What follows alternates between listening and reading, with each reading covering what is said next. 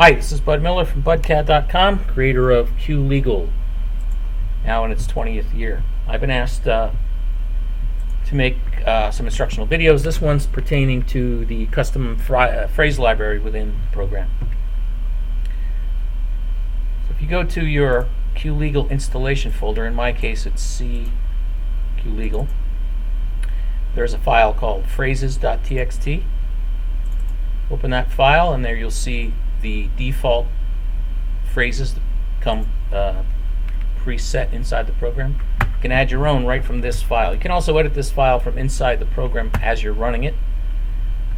But if you wanted to just work on this text file, you want to cut and paste a bunch of preset text, it might be faster to use this text file. Just edit custom phrase 1, custom phrase 2. Save that file, close it, and then here we go to legal. Program opens, here's a phrase library, custom phrase 2, custom phrase 1. Also from here, you could add custom phrase 3.